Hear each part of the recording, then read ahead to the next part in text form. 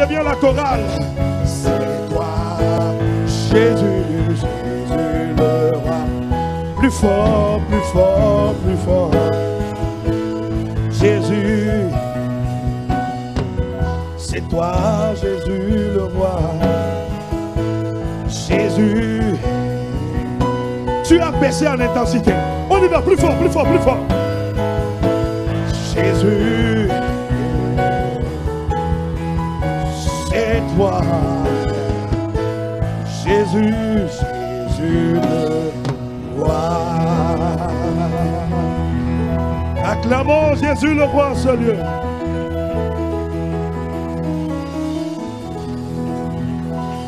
Bien-aimé, cette semaine, attends-toi à vivre des résurrections. Lazare était mort depuis 4 jours.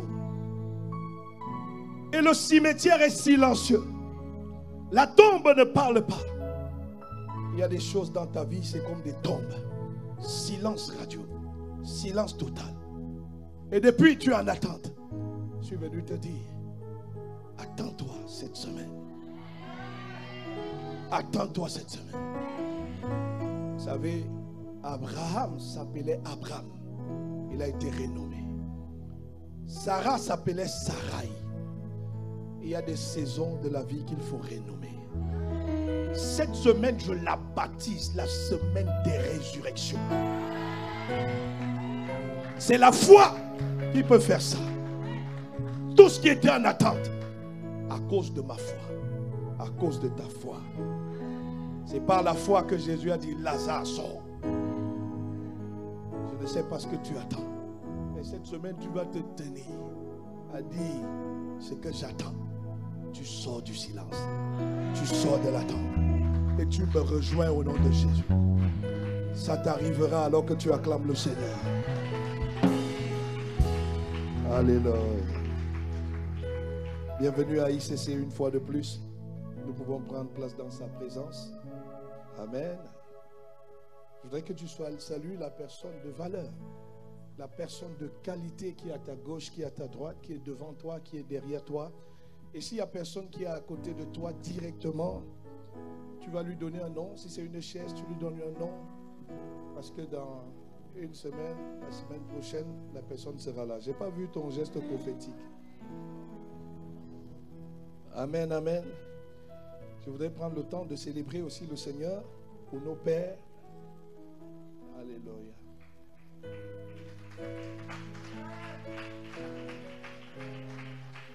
Je voudrais vraiment bénir le nom du Seigneur pour la vie de nos pères.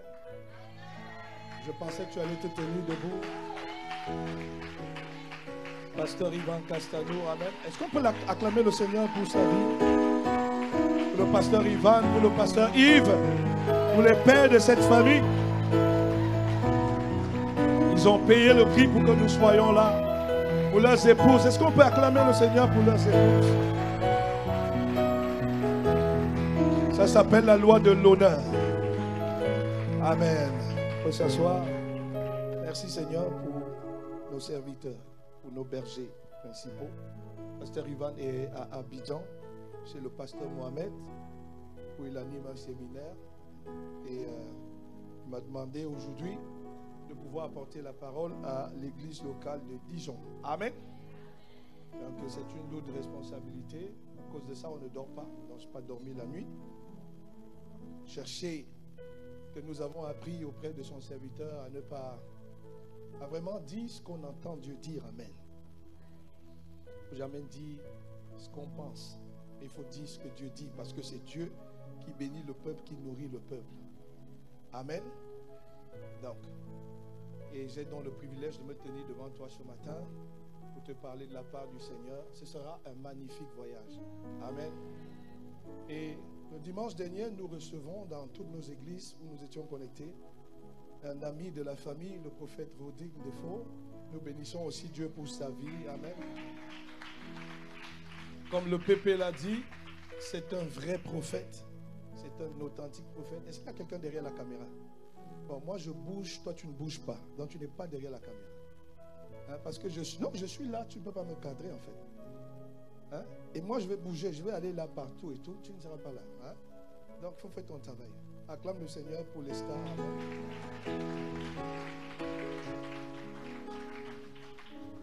Donc, nous bénissons Dieu pour la vie du prophète Rodrigue, qui est un authentique, un vrai prophète. Et nous aurons le privilège, comme le PP c'est le pasteur principal, l'a annoncé, d'avoir un séminaire aussi avec lui. Le PP parlait de l'été. Et le prophète Rodrigue nous a parlé de passer à un niveau supérieur. Et ce matin, je voudrais rester dans cette thématique. Est-ce qu'on peut m'afficher mon temps?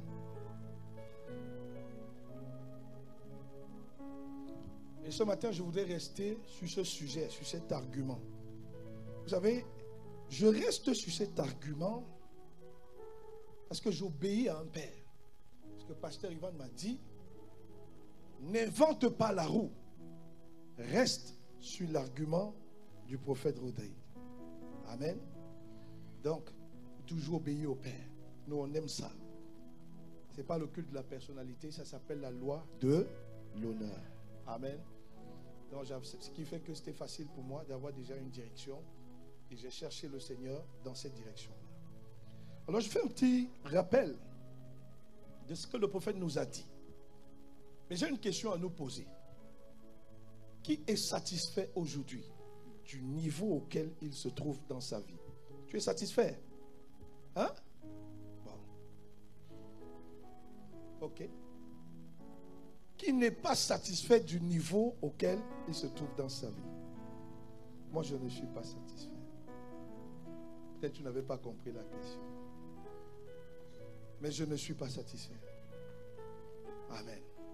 Alors que nous ne sommes pas satisfaits, ça veut dire que c'est important pour nous de passer à un niveau supérieur. Et c'était ça le titre de dimanche dernier. Le prophète nous a expliqué la nécessité, l'importance de passer à un niveau supérieur. Et il a pris le cas des apôtres de Jésus. Il a pris le cas de Pierre, de Jean et de Jacques, qui ont pu aller sur la montagne de la transfiguration. Et pendant ce temps, les autres apôtres, Thomas et autres, Barthélemy, Jude, ils sont restés au bas de la montagne.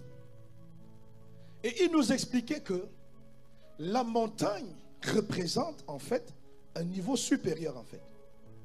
Et contrairement à l'imaginaire de plusieurs personnes qui peuvent penser que Pierre, Jacques et Jean ont été un choix discriminant de Jésus, il nous a montré bibliquement qu'en fait, ces trois personnes qui étaient sur la montagne se sont distinguées des autres. En fait. Donc leur position auprès du leader qui était Jésus n'était pas un choix racial, un choix ethnique, un choix humain, mais c'était basé sur la soif, sur le cœur de ces trois personnes de décharger et d'être plus proche du Seigneur Jésus. Si tu es avec moi, dis je suis avec toi. Et on peut voir que parmi les 12, lorsqu'il a fallu se déployer, peut-être avec maladresse, Pierre était toujours le premier. Lorsque Jésus marche sur l'eau et qu'ils sont dans la barque apeurés, le seul qui dit, si c'est toi maître, ordonne que je vienne vers toi. On voit c'est Pierre. Lorsque Jésus annonce son arrestation et sa crucifixion, Pierre est toujours le premier à se tenir et dit non, ça ne se passera pas ici. Donc on voit que Pierre avait la passion et le désir d'être proche de son berger. Quelqu'un me suit? Et le prophète nous a parlé de la mère des Zébédée qui allait voir Jésus et qui a dit à Jésus, laisse que mes fils soient l'un à ta gauche, l'autre à ta droite. On voit que les gars étaient concernés par l'aspect ministériel du Seigneur Jésus. Contrairement à quelqu'un comme Thomas, qui marchait avec le Seigneur, qui aimait le Seigneur, mais qui était rempli d'incrédulité et de doute. Et donc il avait comme un frein. dans ce ministère. En fait, je suis en train de dire à une personne. La Bible nous dit que Dieu ne fait point de favoritisme. Ah, c'est pas celui toi-même. Donc, le prophète nous disait, pour passer à un niveau supérieur, c'est toujours important de payer le prix. Pierre payait ce prix. Jean payait ce prix. Jacques payait ce prix. Amen. Et on voyait que ceux qui donc sont sur la montagne vivent des expériences de transfiguration. Alors que les autres dans la vallée combattent pour chasser quelques petits démons. Alléluia. Je te vois passer à un niveau supérieur. Je te vois passer à un niveau supérieur sur le plan professionnel. Je n'ai pas entendu ton amen. Je te vois passer à un niveau supérieur sur le plan de la foi chrétienne. Je te vois aller à un niveau supérieur sur le plan familial. Je te vois aller à un niveau supérieur dans le domaine des affaires. Je te vois aller dans un domaine supérieur dans les études. Oh, je n'ai pas entendu ton amen. Donc aujourd'hui, après avoir fait ce rappel, je n'ai pas le temps, sinon j'aurais repris tout ce qu'il a dit. Mais voilà en substance. S'il y a quelques points à retenir, passer à un niveau supérieur n'est pas une exclusivité de quelques-uns. Ah non, il est à un niveau supérieur parce qu'il est proche du pasteur. Non, c'est faux. Il est à un niveau supérieur parce qu'il a un cœur pour décharger l'autorité. Alléluia. Et donc ce matin, je veux voir avec toi le titre de mon message. J'aurais pu l'appeler « Paye le prix pour passer à un niveau supérieur ». Mais à certains, ça va en déplaire. Le titre de mon message, on va l'afficher à l'écran. Si tu ne payes pas le prix, tu ne passeras pas à un niveau supérieur. Il est très dur. J'aurais pu arrondir les angles en disant, décide de payer le prix et passe à un niveau supérieur. J'aurais pu faire encore payer le prix pour passer à un niveau supérieur. Mais j'ai été convaincu par l'esprit de te dire comme titre, si tu ne payes pas le prix, tu ne passeras pas à un niveau supérieur.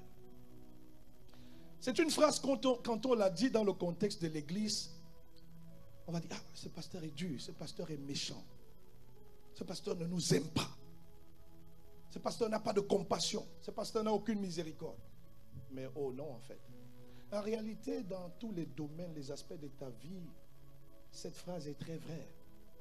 Quand tu es étudiant en master, je ne sais pas combien de matières tu as, mais tu sais, quand tu t'es inscrit en master, que si tu ne payes pas le prix, tu ne quitteras jamais du M1 au M2. C'est vrai ou ce n'est pas vrai?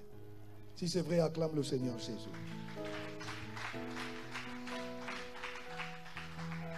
Quand tu es en 3e année de licence et que tu veux obtenir la licence, il y a un prix que tu dois payer. Et tu sais, tu es conscient que si tu ne payes pas ce prix, on ne te donnera pas ce diplôme appelé la licence. C'est vrai ou c'est pas vrai? Donc, bien aimé, c'est pas parce qu'on est à l'église et qu'on a cette conception erronée de l'église. Non, à l'église, c'est bonbon. L'église, c'est le lieu du cafouillage, de la cacophonie. C'est le lieu où on dit ce que notre âme veut entendre.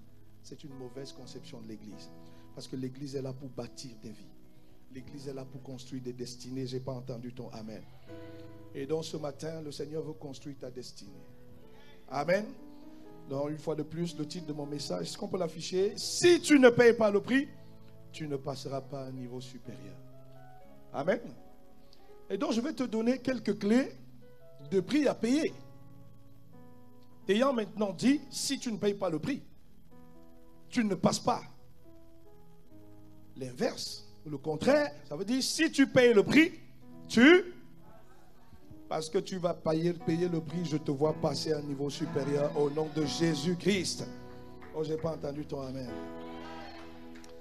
Donc, je vais te donner quelques clés. J'ai 8 clés pour toi ce matin. La première des clés, pour passer à un niveau supérieur, il faut que tu apprennes à te défocaliser de ta propre personne.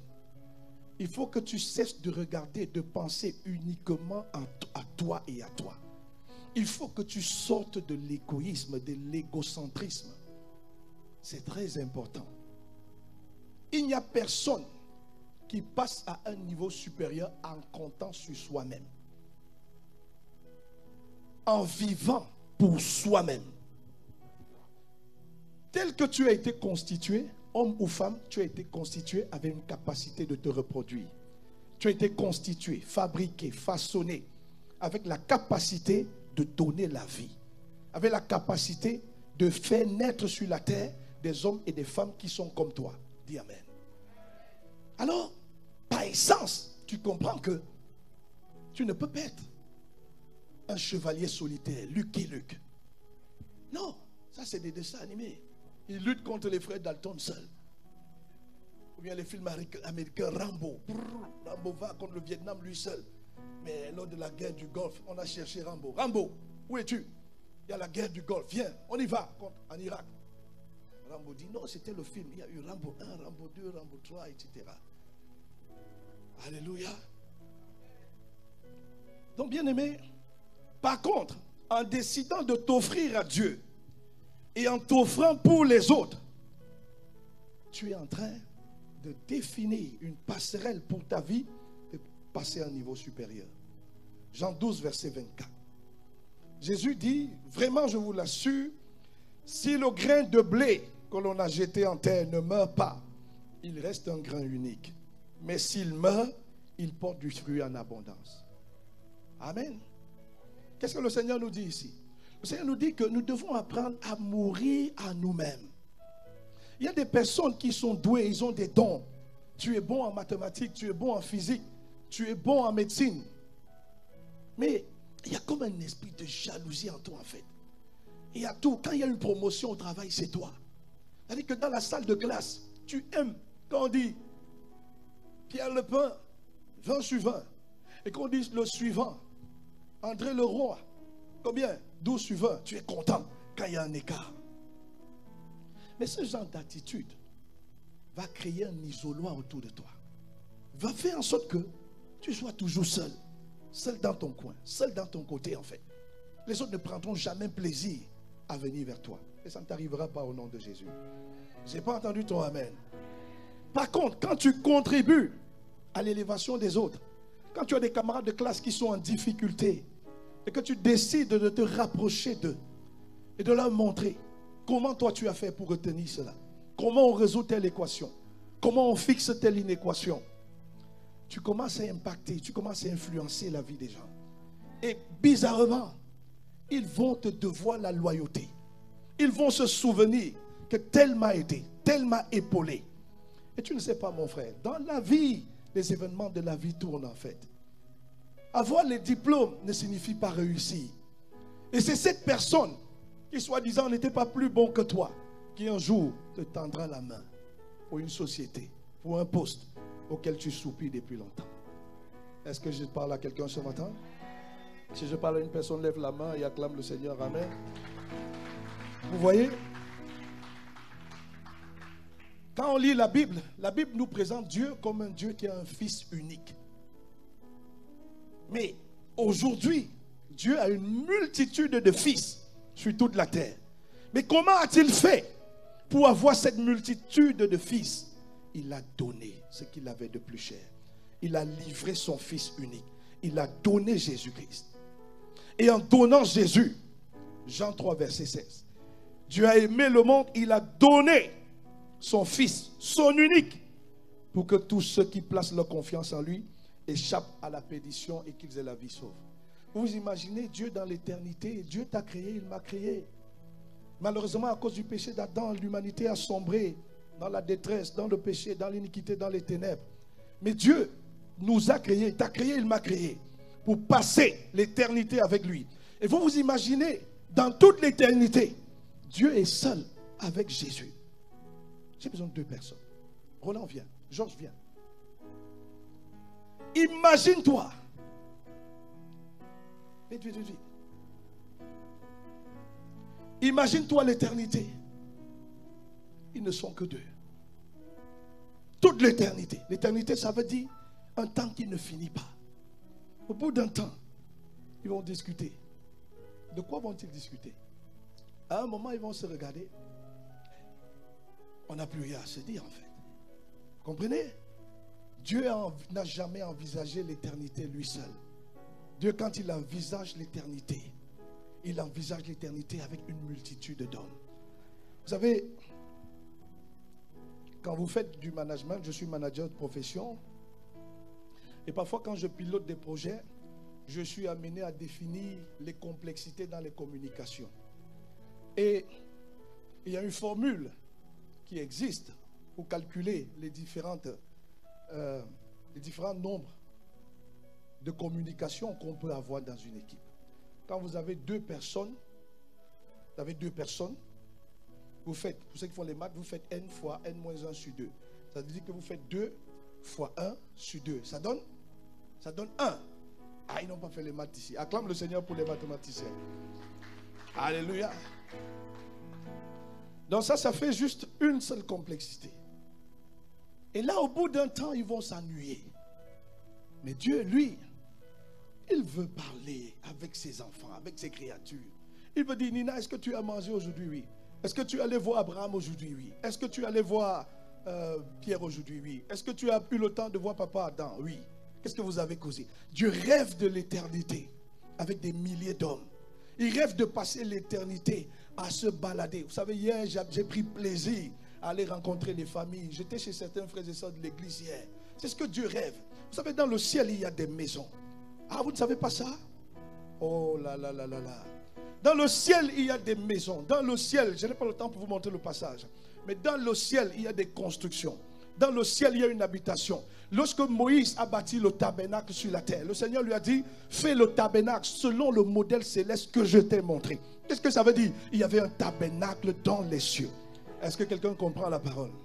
Et donc quand tu es en train de vivre sur la terre sans le savoir, ta manière de servir à l'église, de te donner, de t'investir à l'église, tu es en train de t'amasser des trésors dans les lieux célestes. Et ces trésors, ce sont des maisons, ces trésors, ce sont des grâces, ces trésors, ce sont des bénédictions, là, dans les lieux célestes. Et le rêve de Dieu, c'est de passer, ah, j'étais chez Georges, ah, j'étais chez Roland. Dieu n'a pas envie de s'arrêter. Oh, il n'y a que Roland et Georges. Mais non, Dieu a envie de faire le tout. Il va aller chez Lestie, il va aller chez Liliane, il va aller chez tout le monde. C'est la raison pour laquelle il a donné Jésus le Christ pour récolter une multitude d'hommes.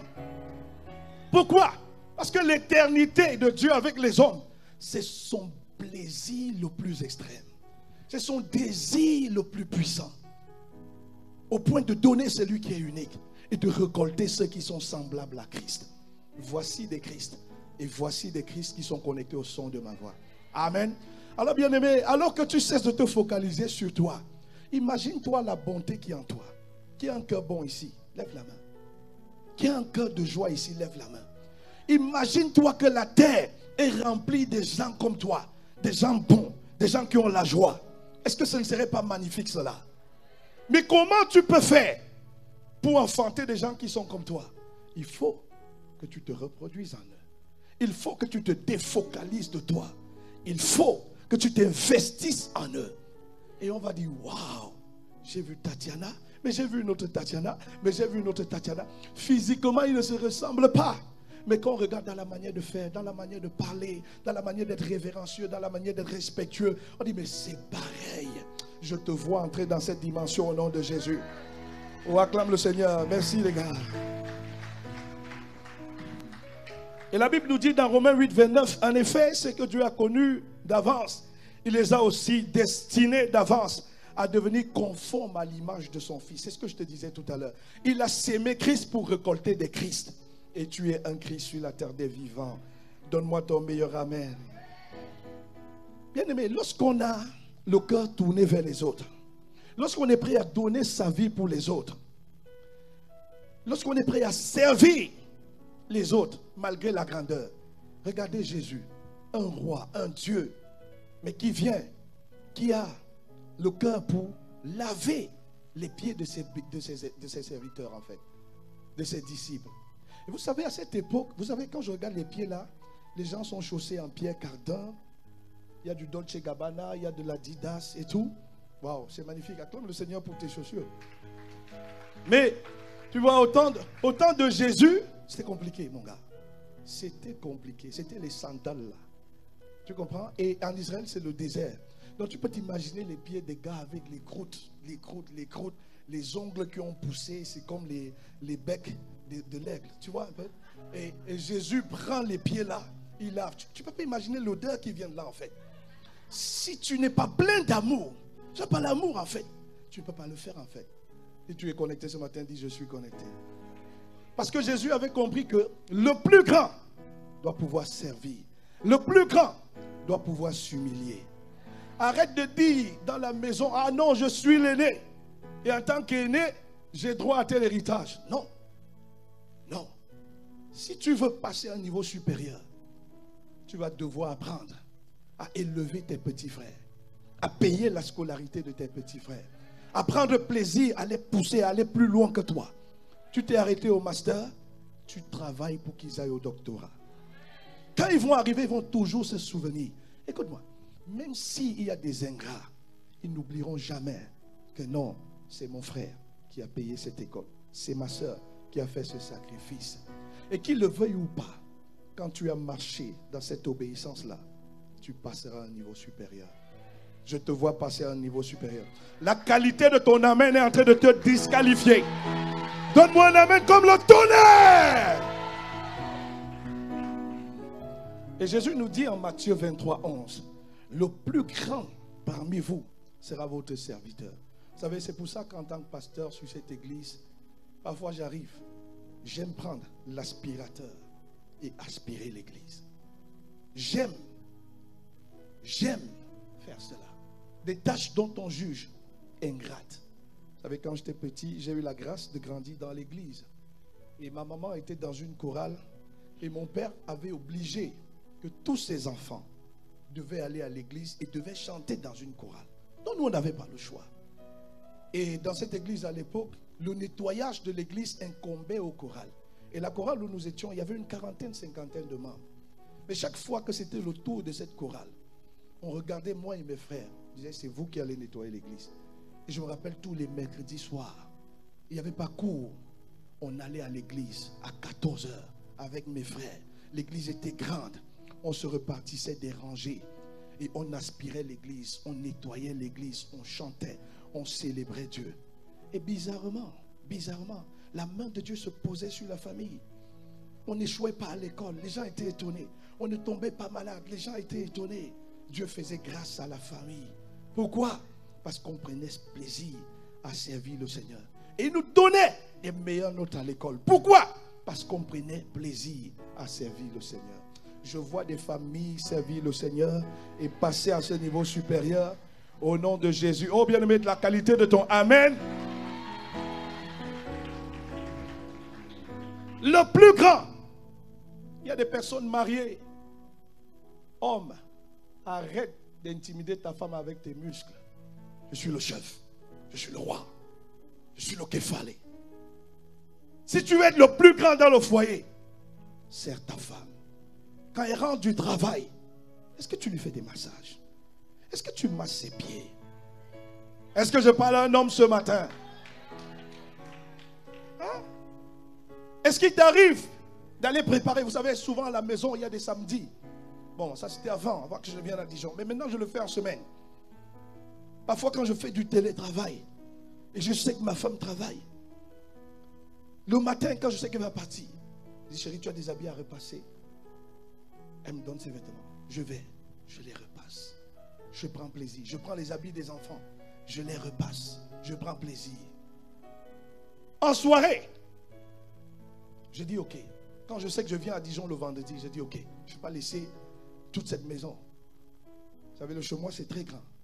Donc, il faut beaucoup d'investissement. Parfois, je pense à faire d'autres enfants pour m'aider à faire le ménage. Miséricorde. Il faut des ouvriers. Alors, acclame le Seigneur Jésus. Donc, tu vois, je me dis, je ne vais pas laisser ça à ma femme. Il faut tondre la pelouse, il faut tondre le gazon, il faut nettoyer les salons, il faut ceci, cela. Et donc, généralement, le jeudi après-midi, je sais que le vendredi, je vais partir. Allez, je commence, je nettoie les douches.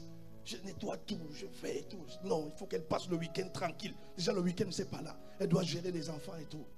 Quand tu veux être le plus grand, tu dois apprendre à descendre et à servir. Je vois un homme servir son épouse. Acclame le Seigneur Jésus. Et je vois aussi une femme servir son mari. Vous savez ce que veut dire mari? Le mot mari signifie, oh les femmes, qui veut se marier ici? Qui veut se marier? Levez la main. Parce que vous devez savoir, connaître la signification des mots. Vous savez ce que signifie mari? Hein? Bon. Miséricorde.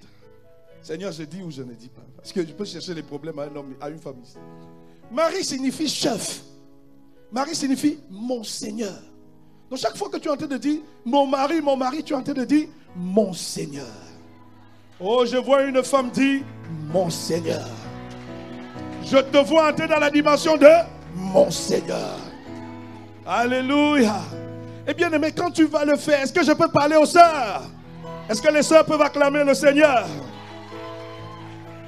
Alors ma sœur, quand tu vas décider, tu vois, en Occident, on nous parle de l'égalité, machin, honnêtement. Bon, on ne va pas passer à TF1 ici, tu vois. Parce que si on passe à TF1, ça va devenir chaud, tu vois, les médias vont récupérer et tout.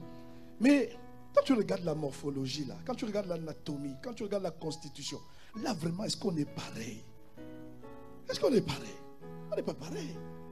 Si on dit à une femme de faire, quoi qu'il y a des femmes quand même, tu lui dis fais 50 pompes, oh. Et tu dis à un homme de faire 50 pompes, à 2 il est fatigué. Donc, mais Dieu a créé l'homme et la femme en esprit égal. Mais il a donné des corps différents. Les sexes sont différents. Amen. Et cette différence explique de différents rôles. La femme, aux yeux de Dieu, est l'aide de l'homme, est un contributeur pour amener l'homme, pour amener la famille à passer à un niveau supérieur. Si tu veux, femme, que toute ta famille passe à un niveau supérieur, l'homme a besoin de respect. Chaque fois que tu parleras à un homme d'une certaine manière, avec mépris, avec arrogance, même s'il est fin et que toi tu es forte, ah non, tu es en train d'attaquer, tu veux réveiller le lion qui est en lui en fait. Il ne supportera pas ça. Et ce mouvement antagoniste risque de maintenir la famille à un niveau inférieur. Mais je vois des hommes désormais servir leurs femmes, et je vois des femmes honorer leur mari, et je vois la famille passer à un niveau supérieur. Acclame le Seigneur Jésus. Waouh, le temps est en train de passer. J'étais juste sur la première clé. Et j'ai 8 clés. Bon, je ne donnerai pas toutes les clés, miséricorde. Est-ce que tu es béni ce matin? Dis à ton voisin, je suis béni. Tiens-toi debout. Lève le pied droit. Dis, je passe à un niveau supérieur. Au nom de Jésus, acclame le Seigneur. Donc la première clé, ne sois pas focalisé sur toi. Focalise-toi aussi sur ton épouse, même sur les enfants. Amen. La deuxième clé, une obéissance accrue. Tu es tellement obéissant que les gens vont t'appeler lèche-miette, lèche-botte. Mais toi, tu sais que je suis une femme, un homme obéissant. Vous savez, ma femme faisait souvent des choses. Au début de notre mariage, ça me mettait mal à l'aise. Si j'avais les lacets qui se détachaient, elle venait, elle s'en foutait de l'assemblée. Elle venait, elle se courbait, elle faisait mes lacets. Parfois, quand je rentrais du travail, elle dit, chérie, assieds-toi. Elle enlève mes chaussures. Je dis, mais Nathalie, ça me dérange un peu. Elle dit, non, chérie, c'est ma manière de t'honorer, c'est ma manière d'obéir à la parole. Et j'ai commencé à aimer ma femme, à l'aimer. Ma femme, je peux marcher à pied, mais ma femme ne marchera pas à pied. Je peux m'habiller en haillons, mais ma femme ne s'habillera jamais en haillons. Pourquoi? Parce qu'elle manifeste l'obéissance accrue. Et son obéissance a impacté ma vie de mari. J'ai compris dans la vie maritale, je suis passé à un niveau supérieur d'amour vis-à-vis de ma femme. De respect. Oh mon ami, j'ai du respect pour ma femme. Mais ce n'est pas venu comme ça. Je l'ai vu marcher dans l'obéissance à outrance. Je ne suis pas facile à vivre. Je ne suis pas facile. Je suis comme le vent, mon frère. Je ne suis pas facile à vivre. Parfois tu as l'impression, vous enviez souvent des choses. Ah vraiment, si Dieu pouvait me donner un mari comme le pasteur. Tu es sûr que tu peux supporter le pasteur? Le pasteur n'est plus sur le marché. Ah, donne un amen comme le tonnerre.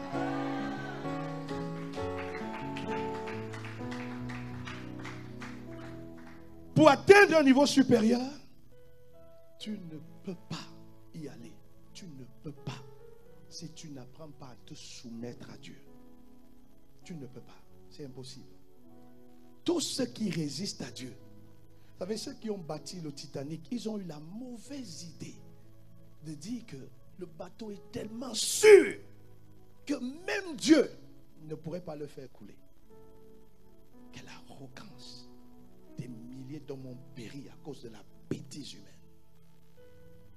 Comprenez? Tu veux passer à un niveau supérieur, tu vas apprendre à te soumettre à Dieu. Et se soumettre à Dieu implique se soumettre au Père biologique. Et là, j'ai beaucoup de choses à te dire. Quand je vois une jeune qui est arrivée en Europe, tu es parti d'Abidjan à 6 heures. Tu disais, au revoir papa. Tu arrives à Paris, les 15 heures. Papa, le ton a subitement changé. Tu es en France, tu décides de changer le ton et de mépriser ton père. Tu viens de sécher ta vie. Quand je vois des jeunes mépriser les parents, où comptes-tu aller? Où comptes-tu aller?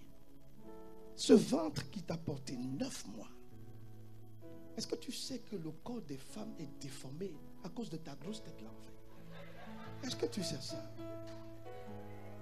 Est-ce que tu sais ça en fait? Est-ce que tu sais qu'elle a eu des nausées, des migraines? Est-ce que tu sais qu'elle a eu, la nuit elle se levait, ce n'était pas dans son habitude. Est-ce que tu sais qu'il y a des femmes qui ont pris 25 kilos à cause de toi là? Est-ce que tu sais qu'il y a des mamans où on a fendu le ventre parce que la tête était tellement énorme que les voies basses n'étaient pas disponibles? Et toi, tu méprises cette maman. Tu n'iras pas loin. Et tu me suis dit, je te suis. Et si tu es avec moi, dis, je suis avec toi. Tu dois apprendre à honorer les pères biologiques. Tu ne peux pas aller loin si tu méprises ton géniteur. Il faut que ce que je dis soit complet. Mon père était adultère. Je ne savais pas ça. Mon père a toujours été comme un héros. Jusqu'à sa mort. Et mes oncles parlaient. Et j'ai suivi cette conversation où on disait de mon père que même si tu mettais une femme sur un arbre, il était capable d'aller la chercher au-dessus de l'arbre. Et j'ai vu mes frères marcher dans l'adultère.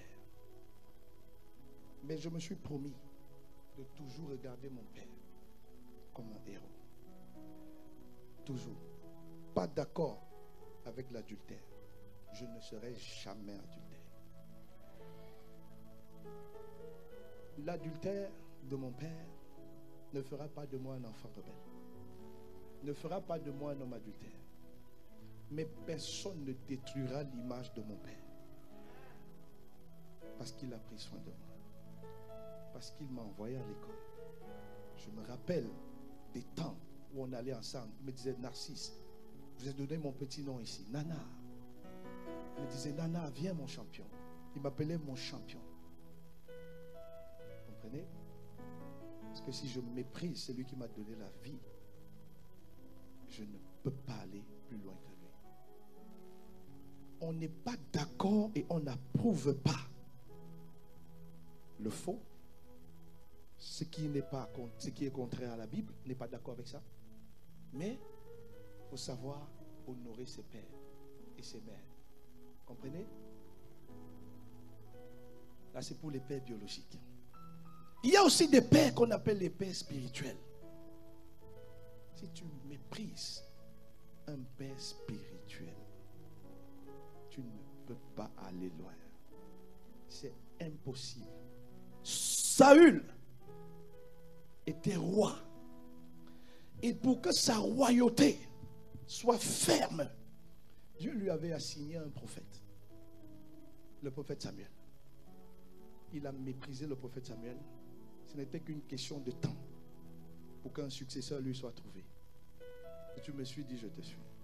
Vous savez, parfois une fois j'étais dans le bureau de pasteur Ivan, j'étais avec Nathalie, et ce jour il nous avait reçu un rendez-vous. Et il nous avait dit, asseyez-vous. Et il y avait, je me rappelle, une chaise et une deuxième chaise. Sauf que sur la deuxième chaise, Nathalie s'était assise, sauf que sur la deuxième chaise, il y avait sa veste qui était là. Et j'ai dit, si je m'assieds là, je vais froisser sa veste. Et ce n'était pas normal pour moi en fait. Il me dit, Narcisse, assieds-toi. J'ai dit, non papa, c'est bon pour moi, je vais rester debout. Et je lui dis, en fait, je ne veux pas froisser ta veste. Il m'a regardé, il a souri. Pasteur Ivan, c'est quelqu'un qui a un cœur tellement grand, tellement ouvert, et qui fait beaucoup de blagues. Mais si nous ne savons pas discerner, distinguer les lignes invisibles et qu'on bascule dans la familiarité, c'est le meilleur moyen de tuer son avenir. Est-ce que me suit ou pas? Il y a des gens qui jouent avec les pasteurs. Certainement, il y a de faux pasteurs, il y a de faux prophètes qui ont créé un chaos, un désordre, et qui fait en sorte que le côté sacré de l'homme de Dieu a été dégradé dans l'image de plusieurs personnes. Ça, je peux comprendre. Et vous voyez, ce n'est pas parce qu'il y a des faux billets de 10 000 euros, de 500 euros, de 100 euros, que tous les billets sont faux. Il y a d'authentiques serviteurs de Dieu. Et si nous voulons passer à un niveau supérieur, nous devons apprendre à honorer et à célébrer les hommes de Dieu. Il y a une histoire qui m'effraie toujours dans la Bible. Myriam et Aaron sont des frères biologiques de Moïse. Et Myriam va être une héroïne pour Moïse. Parce que c'est elle qui va suivre le berceau de Moïse et qui va connecter Moïse à la femme de Pharaon, à la fille de Pharaon. C'est elle qui va dire à la femme de Pharaon, en fait, mon petit frère, sa maman est là, si tu veux, maman peut nourrir en fait. Et un deal va se passer comme ça. Et Myriam, avec une grâce que Dieu lui avait donnée, c'était une prophétesse. Les gens qui disent que les femmes ne doivent pas prophétiser, là, shut up. Nos sœurs vont prophétiser dans cette église au nom de Jésus. Je n'ai pas entendu ton amen. Et puis il y avait Aaron qui était le grand frère de Moïse de 3 ans. Et la Bible dit un jour que Myriam a manqué de respect à Moïse. Vous savez, vous pouvez toujours faire la distinction entre l'homme de Dieu et mon frère. Ma femme à moi sait qu'elle a épousé Narcisse. Et elle sait que il y a le pasteur Narcisse. Il y a Narcisse, il y a pasteur Narcisse. C'est différent. C'est 2 personnes différentes. C'est 2 personnes différentes. Quand on ne discerne pas ça, et Myriam n'a pas discerné ça, elle a cru que Moïse, c'était son frère. Ah non, je peux faire comme Moïse. Et elle s'est retrouvée avec une lèpre sur sa vie. Pourquoi? Elle a méprisé l'autorité. Vous ne pouvez pas mépriser les pères. C'est la raison pour laquelle vous voyez tout le temps le pasteur Ivan honorer ses pères, le pasteur Karambiri et le pasteur Mathieu. Ce n'est pas le culte de la personnalité. C'est une loi divine. Et quand on méprise ces lois-là, on s'expose simplement à la malédiction. On s'expose au blocage. Si tu me suis dit, je te suis. Eh bien, mais je connais des contemporains remplis de dons et de grâce. Vous savez, Réna Bonquet, quand Réna Bonquet a commencé son ministère, ils étaient 2. Ils étaient 2. Il y avait un homme de Dieu du Nigeria avec lui. J'ai oublié son nom. Mais ils étaient 2. Et Réna Bonquet, avec la grâce de la prédication, Dieu ne lui avait pas encore donné la grâce des miracles, tout ce que vous voyez qu'il faisait dans son ministère. Dieu opérait par cet homme de Dieu du Nigeria ou du Ghana, l'un des deux. Du Ghana. Mais c'est Reinhard Bonnke qui était établi comme le père sur le ministère. Mais vous savez, le cœur de l'homme aime voir le miracle. Les paralytiques marcher, les cancéreux guérir. Et cet homme de Dieu du Nigeria, un jour a dit, si je quitte le ministère de Reinhard Bonnke, il ne sera plus rien sans moi. Et il y avait une convention. Et Reinhard Bonnke allait, il s'attend à voir son collaborateur, qu'il l'avait élevé, comme Pharaon a élevé Joseph. Mais le monsieur, il n'est pas venu. C'était pour prouver, sans moi, la campagne n'aurait rien. C'était la fin de son ministère qui venait de signer. C'est ce jour-là, la grâce qu'il avait sur lui, Dieu l'a transférée sur Reinhard Bonnke. Ce jour-là, il y a eu tellement de guérisons et de miracles par le canal de Reinhard Bonnke. Et on a oublié cet homme de Dieu sorti et il est mort. Parti comme ça. Je ne sais même pas te dire s'il est sauvé. Tu ne peux pas mépriser les pères biologiques, spirituels et dire je passerai à un niveau supérieur. Non, ça n'existe pas. Je t'en supplie, ce que je te dis là, tu as fait des grandes études. J'ai vu des étudiants mal parler à des professeurs. Le professeur lui a dit, c'était à l'université de Yaoundé au Cameroun, tant que je suis dans cette université, tu n'iras pas loin. Les gens crient à l'injustice. Mais quand Dieu a régi le monde avec des lois, quand tu brûles ces lois, ce sont les conséquences de cette loi-là que tu vis, indépendamment des réactions des hommes qui se manifestent. Est-ce que quelqu'un me suit? Et donc le problème est souvent maltraité. On dit, mais ce professeur d'université, il est méchant, il est ceci, il est cela. Personne ne veut regarder à ce manque de sagesse, à cette arrogance de l'étudiant. Ce ne sera plus ton partage désormais au nom de Jésus. La Bible nous dit dans le psaume 127, verset 4, ils sont pareils aux flèches, c'est-à-dire les fils, dans la main d'un archer, les fils de la jeunesse. Donc toi tu es une flèche. Explique-moi. Voici une flèche ici. Supposons que mon téléphone est une flèche. Comment elle fait pour aller là-bas? Pour que la flèche bouge, il faut quelqu'un qui la propulse. C'est vrai ou c'est pas vrai? Parce que tu es une flèche. Tu dois honorer ton père et tes pères biologiques. Et ça manque beaucoup à l'église aujourd'hui. Il y a beaucoup de familiarité. Il y a beaucoup de mépris. La simplicité et l'humilité d'un oint de Dieu n'en font pas une personne faible. Ça ne fait pas du pasteur quelqu'un faible. L'accessibilité d'un homme de Dieu ne doit pas t'aider à le mépriser. Tu manges ton futur. Tu égorges ton avenir. Je te dis, c'est pour toi, par les compassions de Christ. Depuis que je fais ce ministère, depuis 2008, j'ai été oint comme pasteur. C'était pas ici, c'est à l'époque. J'ai toujours compris cela et béni les hommes de Dieu. Toujours. Toujours. Quand je vois des jeunes aujourd'hui faire certaines choses, vous ne réalisez pas qu'en fait vous êtes en train de vous détruire vous-même. Tu ne passeras pas à un niveau supérieur en colportant, en médisant, en s'associant. Tu sais, Myriam s'était associée pour critiquer Moïse. Et plus tard, Corée, Dathan et Abiram se sont associés. Et Dieu leur a dit, Moïse a dit, s'il meurt d'une manière normale, vous saurez que Dieu ne m'a pas appelé. À peine Moïse eut-il parlé, la Bible dit, la terre s'ouvrit et ça les a avalés, eux et leur famille. Mais ça ne t'arrivera pas au nom de Jésus. J'aime ce silence parce que je crois que tu réalises en fait. Et je voudrais qu'on prenne une minute pour prier.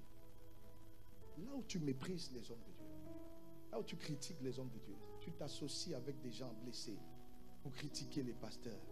Incline la tête, prie quelques secondes. Dis Seigneur, pardonne-moi, c'est une folie. C'est une folie qui te bloque. C'est une folie qui t'empêche d'aller de l'avant.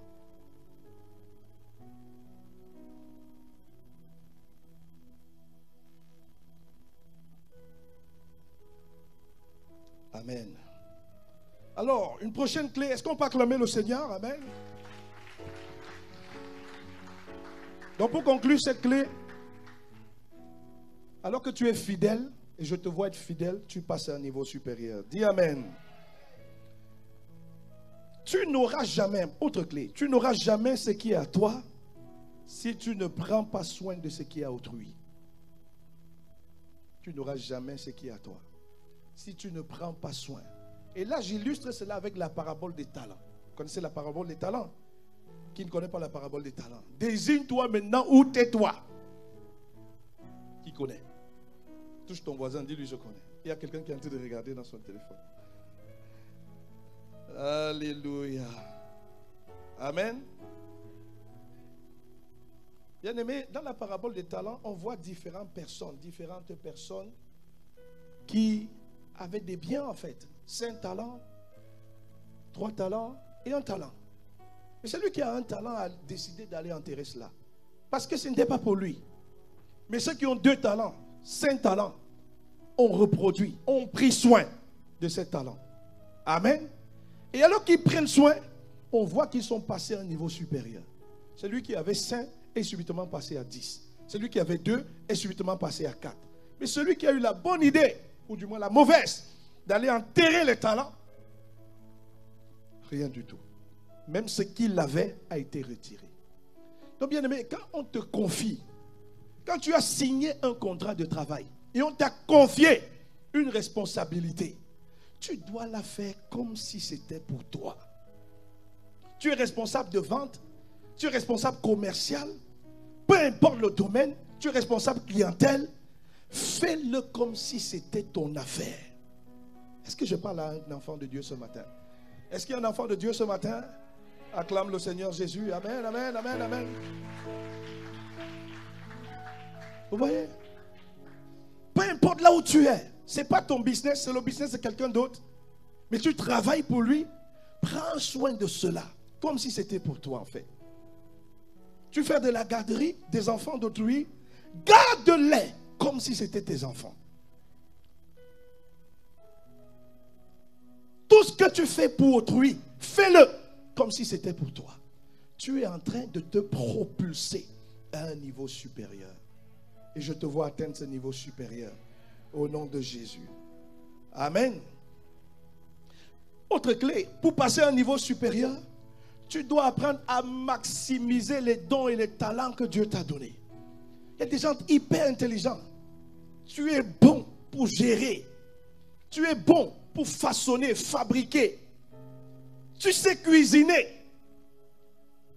Mais est-ce que tu développes, augmentes ce don en fait? L'augmentation de tes dons par l'entraînement et l'exercice vont t'amener à passer à un niveau supérieur. Vous savez, prenez quelqu'un qui n'a fait pas du sport depuis. Il y a un boxeur, il s'appelle Tyson Fury. Il est le champion du monde WBC. Mais quand vous regardez son histoire, c'est un enfant de Dieu. Qui mène une vie de foi bizarre. Si tu es avec moi, dis je suis avec toi. Et pendant des années, il a sombré dans la dépression et tout. Mais un matin, il a décidé non, d'abandonner ces choses et de revenir en fait. Et il raconte que quand il a recommencé à faire le sport, le premier jour, il a été incapable de faire 200 mètres. Et vous savez, l'endurance est primordiale pour les boxeurs. Mais à force de s'exercer et de s'entraîner, le jour suivant, il a fait un pas en plus. Ainsi de suite, jusqu'à ce qu'il a réussi à parcourir les 15-20 kilomètres qu'un boxeur doit pouvoir manger tous les jours. Et je me suis dit, je te suis.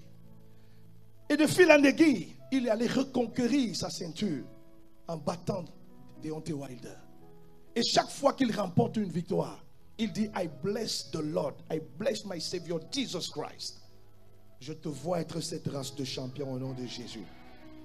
Tu vois, ça c'est parce qu'il a décidé de maximiser les dons. Il y a des gens doués dans le sport. Maximise ce don. Il y a des gens doués en sciences. Maximise, étudie, paye le prix, fais des certificats, passe des formations. Si quelqu'un me suit, forme-toi, instruis-toi. Ne reste pas au niveau où tu es. Va chercher du savoir. Paye le prix qu'il faut. Une formation, c'est 5 000 €. Pourquoi tu t'arrêtes à ça?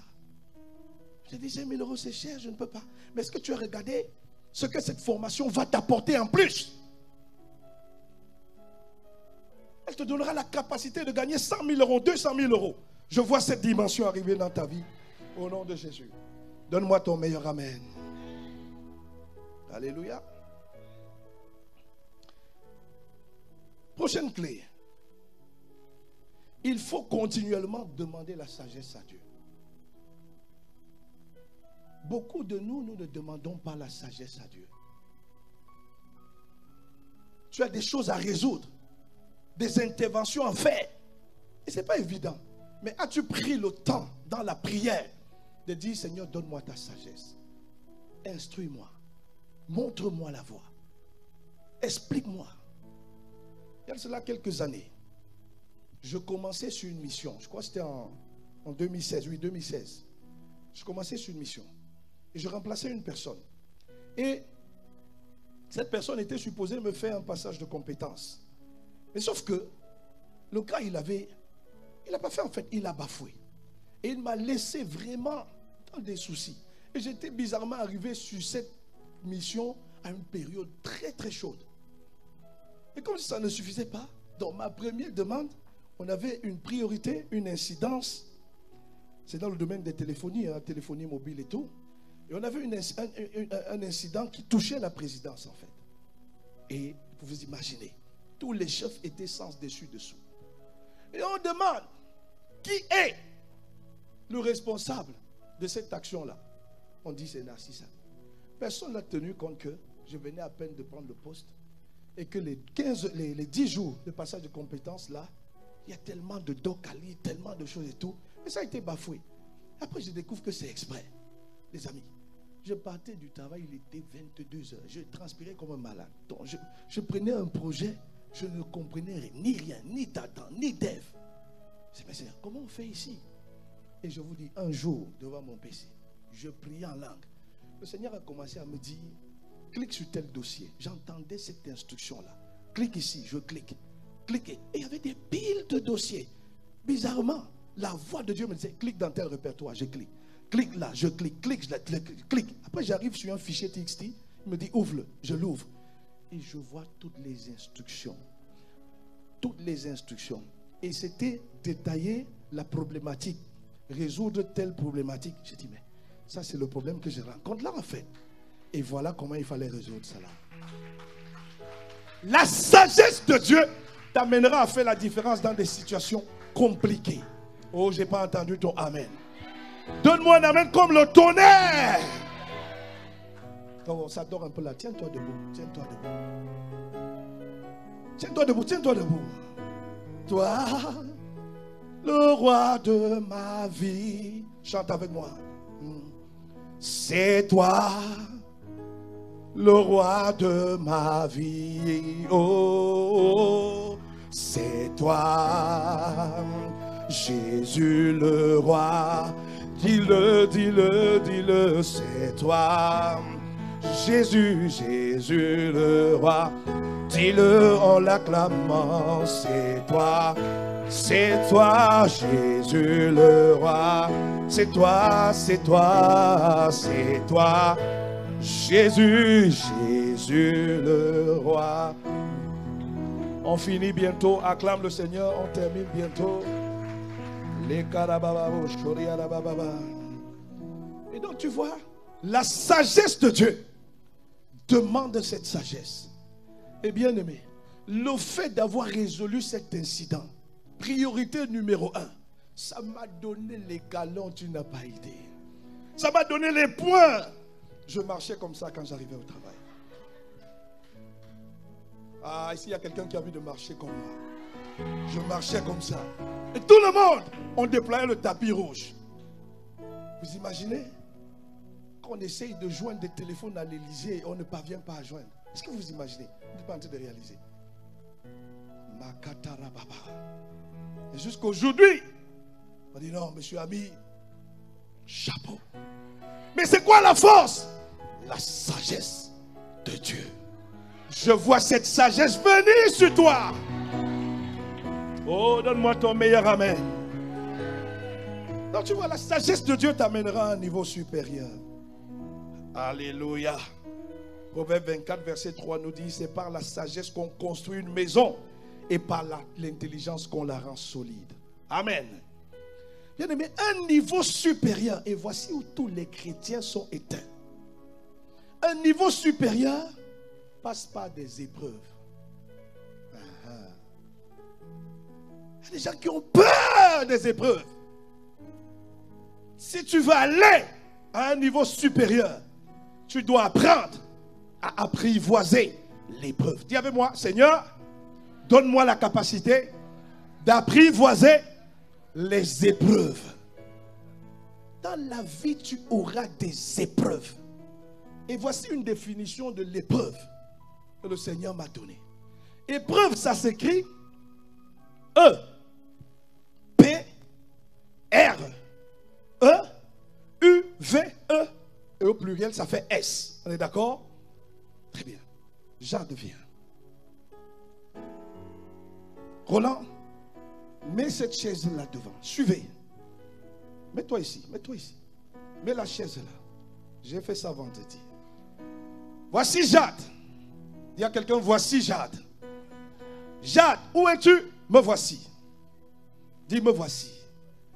Et donc, voilà Jade qui est en train de marcher vers son doctorat. Ah, je n'ai pas entendu ton amen. Elle marche vers son doctorat. Et voici une épreuve. Perte de mémoire, fatigue, épuisement, professeur bizarre. C'est ce que les étudiants rencontrent ou pas? Hein? Il y a des étudiants que tu dis à l'université, ils sont bizarres. C'est vrai ou c'est pas vrai? Si c'est vrai, dis c'est vrai. Et donc c'est une épreuve. Tu vois? Et il y a un principe avec Dieu. Si tu contournes l'épreuve, viens un peu, marche, avance. Mets-toi là-bas, avance, tu contournes l'épreuve. Doucement, tu marches doucement. Vas-y. Elle a contourné l'épreuve. Dieu, il va faire ça. Marche, marche. Dieu va faire ça. Et à un moment donné, il va te bloquer. Tant que tu ne passes pas l'épreuve là, tu n'avances plus. C'est une loi spirituelle. Et tu me suis dit, je te suis. Et à un moment, Dieu veut la mener à un niveau supérieur. Décide maintenant de monter. Monte. Enlève les chaussures, tu montes. Monte. Elle est plus haute ou plus basse. Elle peut voir le fond de la salle ou pas. Va là-bas. Monte là, ne descends pas. Oh, miséricorde. Elle est à un niveau supérieur ou pas? À quoi lui a servi l'épreuve? Ah? Ah? Alors écoute ce qu'il m'a dit. Merci Jade. Acclame le Seigneur Jésus. Regarde. Même pour aller à un niveau supérieur. Épreuve 1. Épreuve 2. Épreuve 3. Épreuve 4. Dans la vie normale, ça ne finit pas. Épreuve 5. Épreuve 6. Tu continues à monter. Je te vois aller dans les hauteurs. Alors il m'a dit, Narcisse, à partir, il me l'a donné cette nuit, la nuit de jeudi à vendredi. Il m'a dit l'épreuve, le 1 de l'épreuve, il m'a dit c'est l'escalier. Quand tu vois le 1 de l'épreuve, regarde-le comme un escalier. Et sur lequel tu vas monter. Le P de l'escalier, il m'a dit c'est pour. Le R de l'épreuve, il m'a dit une réussite. L'escalier pour une réussite. L'escalier pour réussir et expérimenter une victoire exceptionnelle sans bavure. On ne discutera pas. Voilà l'épreuve. L'escalier pour une réussite, pour réussir et expérimenter une victoire exceptionnelle sans bavure. Mais je n'ai pas entendu toi. Amen. Vous savez, Sarah cherche l'enfant et ne voit pas. On dit à Sarah, tu ne peux pas accoucher. Mon frère, Sarah a tenu ferme. Le jour où Sarah a accouché, on a cherché tous les médecins. Vous avez dit que la science fait quoi? Ah non, la ménopause. Ah, et là, qu'est-ce qu'on dit? Ah, les médecins ont commencé à s'excuser. Là où un médecin a déclaré que tu ne pouvais pas donner naissance, je viens déclarer au nom de Jésus que de tes entrailles tu enfanteras dans le mariage. Au nom de Jésus-Christ, donne-moi un amen comme le tonnerre. Tu vois, Daniel et ses compagnons ont connu les épreuves. Daniel a été accusé. C'est une histoire longue. Daniel chapitre 6 du verset 1 au verset 29. Daniel a connu la fosse au lion. Daniel et ses compagnons ont connu la fournaise ardente. Si tu avais moi dit, je suis avec toi. J'ai posé la question au Seigneur. Mais comment un homme est dans la fosse au lion et le lion ne le mange pas? Bon, quand la question a été posée à Daniel, Daniel de son état dit, un ange est venu fermer la gueule du lion. Vous voulez savoir ce que le Seigneur m'a dit? Ok, la régie, donnez-moi mon image. Donnez-moi mon image. Qu'est-ce que vous voyez là? Qu'est-ce que vous voyez là? Vous voyez des lions. Est-ce qu'un lion peut manger un lion? Est-ce qu'un lion peut manger un lion? Si un homme est dans la fosse au lion et que le lion ne le mange pas, qu'est-ce que ça veut dire? Qu'il est un... Dieu dit de toi, tu es la postérité du lion de la tribu de Juda. Tu es de la postérité du lion de la tribu de Juda. Daniel ne savait pas que lui-même il était un lion et que les lions ne se mangent pas entre eux. Bien-aimé, quiconque va venir vers toi et s'attend à te menacer, le caractère de lion va sortir. L'épreuve va t'amener à manifester le lion de la tribu de Juda. Makaya Brokotoria. Dis avec mon nom de Jésus, je suis de la postérité du lion de la tribu de Juda. Je suis moi-même un lion. Aïe, aïe, aïe, acclame le Seigneur. Les lions ne se mangent pas entre eux. N'aie pas peur de l'épreuve. Daniel était tranquille. Lui, il voyait qu'un ange a fermé. Mais il ne savait pas que c'était un lion. Les autres lions l'observaient. Il disait, toi tu es particulier comme lion. Hein? En plus, tu es un lion éternel. Ta peau de lion, là, nous aimons ça. Ta queue de lion, là, nous aimons ça. Ta patte de lion, là, nous aimons ça. Je vois quelqu'un manifester, à cause des épreuves, la dimension des lions. Et la suite du livre de Daniel nous dit que les hommes qui l'avaient jeté dans la fournaise, quand les lions les ont vus, les lions ont dit, ben, vous n'êtes pas des lions, donc on va vous manger. Donnez-moi la prochaine image. Regardez, quand le lion voit quelqu'un qui n'est pas le lion, tout de suite, il attrape, il dévore. Bien-aimé, ils ne peuvent pas te toucher. Ah, il y a des gens qui sont sensibles. Enlevez, enlevez. Acclame le Seigneur. Amen. Bien-aimé, c'était pour illustrer la nature de qui tu es. Dis avec moi, je suis le lion de la tribu de Juda. Je ne crains pas les épreuves. Toujours dans le livre de Daniel. Où sont mes allumettes? Où sont mes allumettes? Mes briquets sont. Daniel avait des compagnons. Daniel avait des compagnons. Meshach, Shadrach et Abednego. Ils ont été jetés dans la fournaise ardente. Et la Bible dit que le roi Nabuchodonosor regarde, il dit, mais il y a un quatrième homme qui marche avec eux. Et qu'il a l'aspect. Lors des études bibliques, je te parlerai de ça. Les visions de Nabuchodonosor. C'était un homme bizarre. Les semblables regardent la fournaise. Ils sont incapables de voir qu'il y a un quatrième homme. Lui seul, il voit qu'il y a un quatrième homme. Et il va jusqu'à discerner le visage de cet homme. Mais tu vois, ce quatrième homme-là avait lui-même l'aspect d'un feu. La Bible nous dit, Dieu est un feu dévorant. Je te pose la question. Donnez-moi un bout de papier. Viens me tenir le micro. Donne-moi un bout de pain. Voilà, ça va aller. Viens me tenir le micro. Il faut que tu comprennes qui tu es. Et on va terminer par là.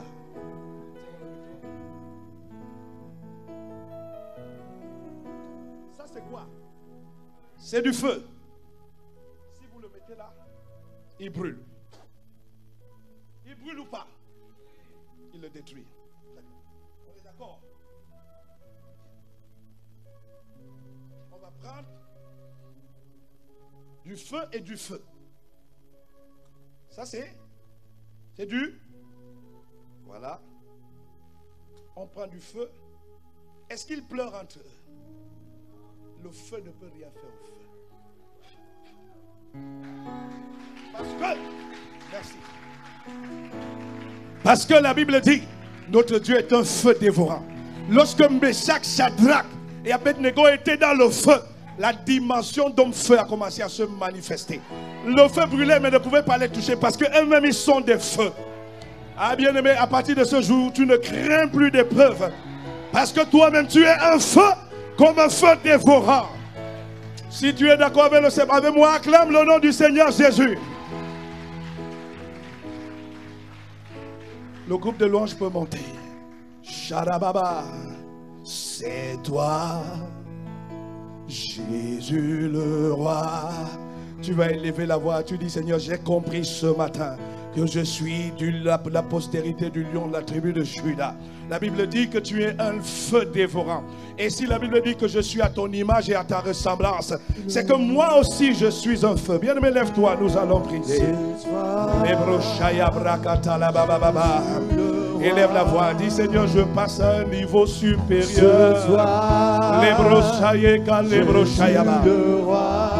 Tu as fait de moi le lion de la tribu de Juda.